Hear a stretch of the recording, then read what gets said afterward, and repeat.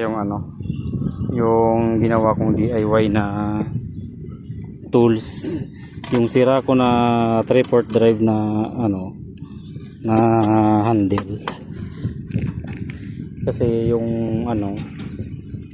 yung apat na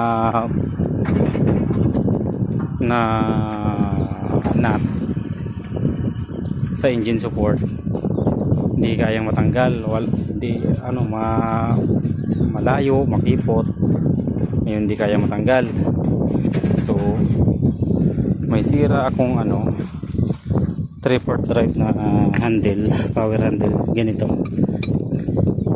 Talagang baluktot na yon. Baluktot na to. Talagang na.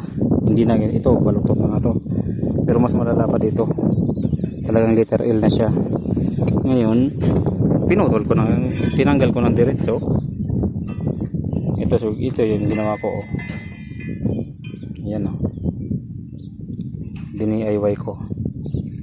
Tapos lagay ko ngayon tong 3/4 drive na tools na numero 30 30mm. Ayan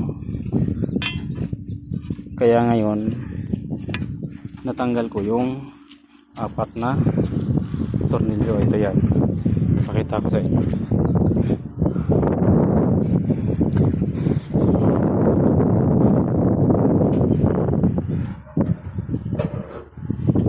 Itong tornilyo na to, itong apat na to na tornilyo. So dito yan, yan yung apat na yan na mountain dyan yan.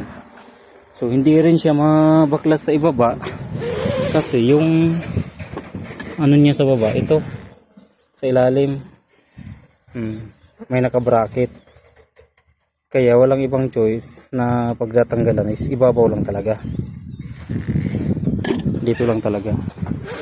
Kaya ngayon naisip ko yung gawin ng DIY na yun. Kabuti nga nakakita ko ng ng kabilya na malaki. Winilding ko sa yung sa dulo. Tapos nilagyan ko ng bracket para kahit paano matibay. So nangyari naman. Natanggal ko naman ng maayos itong apat na tornilyong to.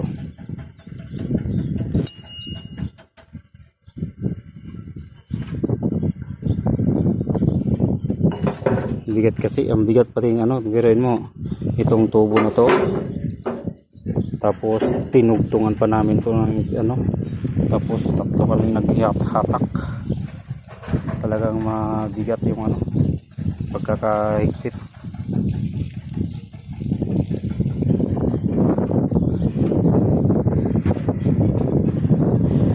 Yan, pag ilangan ng tools or at kayang gawa ng paraan, nagawa ng paraan na lang. Ayan, diba, laki ng halo kabilya, ginawa kong DIY. Nilagyan ko pa ng bracket, pinasok ko rin sa butas para siguradong di maputol ba.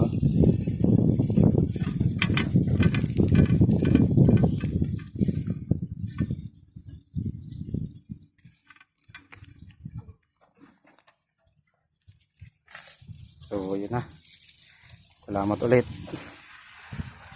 sa inyong panonood sa aking munting video. Ingat kayo lagi, God bless. Hanggang sa mga susunod ko pang mga video na mga ginagawa ko lang naman ang pinagbibidyoan ko. Kung may magbibidyo na mabibidyoan ko na habang ginagawa ko, pero pag wala, napaklas ko na, saka ko na lang binibidyoan. Pag may napapakasuyuan, awa ng Diyos, nabibidyoan ko. So sige po, ingat, God bless.